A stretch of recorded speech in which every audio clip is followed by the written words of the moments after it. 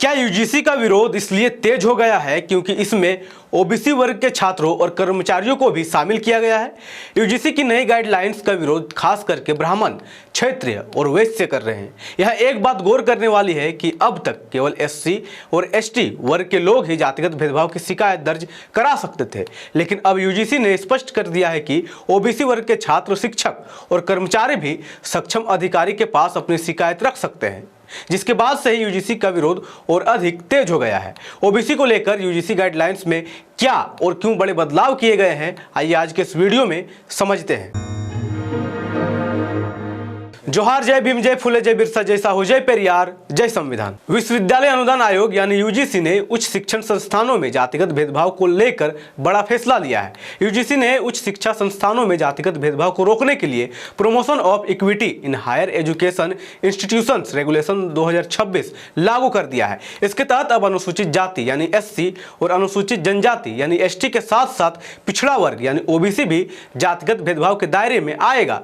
यह नियम 15 जनवरी 2026 से प्रभावी हो गया है। इस नए नियम के बाद ओबीसी छात्र और कर्मचारी भी उत्पीड़न की शिकायत कर सकेंगे और यही बात अगली जातियों को हजम नहीं हो रहा है, क्योंकि संस्थानों में एससी एसटी छात्रों को जातिगत भेदभाव से संरक्षण देने के लिए पहले भी कानून थे, लेकिन यूजीसी के नए नियम का विरोध क्यों, ये एक बड़ा सवाल है। इसका एक वजह एससी एसटी के साथ ओबीसी को शामिल करना भी है, और शामिल करना जरूरी भी है क्योंकि कहीं ना कहीं ओबीसी भी जातिगत भेदभाव का सामना कर रहा है। इटावा में एक ओबीसी कथावाचक की पिटाई की जाती है क्योंकि वो ओबीसी वर्ग का था और ब्राह्मणों के गांव कथा करने पहुंच गया था। रोहित यादव की 7 साल पुरानी 12 इंच लंबी चोटी को यह कहकर उखाड़ दिया जाता है कि चोटी रखने का अधिकार सिर्फ ब्राह्मणों का है। खैर, अपने विषय पर वापस आते हैं। यूजीसी का नया नियम कहता है कि उच्च शिक्षण संस्थानों में समान अवसर प्रकोष्ठ यानी इक्वल अपॉर्चुनिटी सेल बनाना अनिवार्य होगा। इसके लिए एक कमेटी गठित होगी। इस कमेटी में ओबीसी, महिला, एससी, एसटी और दिव्यांग सदस्यों को शामिल करना अनिवार्य होगा। यह कमेटी हर 6 महीने में अपनी रिपोर्ट तैयार करेगी और इसे यूजीसी को भेजना भी अनिवार्य होगा। दरअसल रोहित वेमुला की आत्महत्या के बाद यह जाहिर हुआ कि तमाम कॉलेजों, यूनिवर्सिटीज और उच्च शिक्षा संस्थानों में जातिगत आधार पर भेदभाव हो रहा है। यह आरोप भी लगे कि पिछड़े वर्ग से आने वाले छात्रों को हतोत्साहित किया जाता है।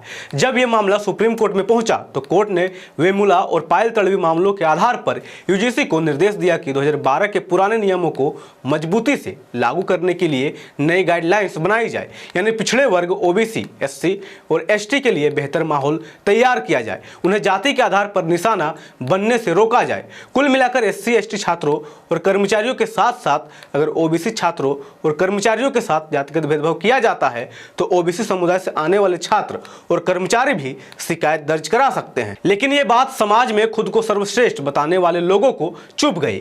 इस रेगुलेशन के लागू होते ही अगली जातियों के जातिवादी संगठनों ने इसका विरोध शुरू कर दिया। उनका तर्क है कि इस कानून का गलत इस्तेमाल किया जाएगा। उनका कहना है कि इसके जरिए सामान्य वर्ग के छात्रों और शिक्षकों को निशाना बनाया जा सकता है, लेकिन क्या सच में इससे सामान्य वर्ग के छात्रों और शिक्षकों को निशाना बनाया जाएगा? आइए ये भी समझ लेते हैं।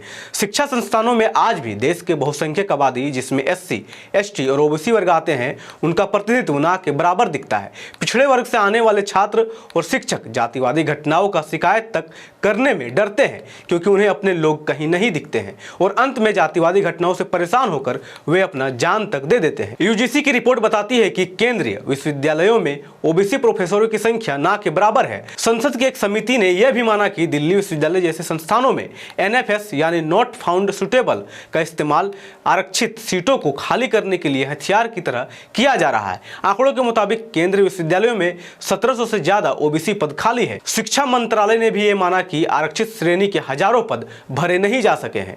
उच्च शिक्षण संस्थानों में आज भी ऊंचे जातियों का वर्चस्व बना हुआ है। आजादी के इतने साल बाद भी इन संस्थानों में वंचित वर्गों की भागीदारी 15% से ज्यादा नहीं हो पाई है। कुछ लोग ये भी कह रहे हैं कि ये लोग यूजीसी के नए नियम का विरोध इसलिए कर रहे हैं क्योंकि वो डरे हुए हैं, कहीं ना कहीं उनका वर्चस्व खत्म ना हो जाए, इसलिए वे इसका विरोध कर रहे हैं। मंडल आयोग के समय भी ऐसा ही विरोध देखने को मिला था। फिलहाल ये देखना होगा कि यूजीसी इस विरोध के बीच अपने नियमों को कितनी सख्ती से लागू करवा पाता है।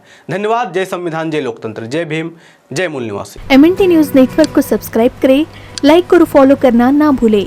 साथ ही बेल आइकॉन दबाकर जन जागृति की मुहिम में जुड़े रहें।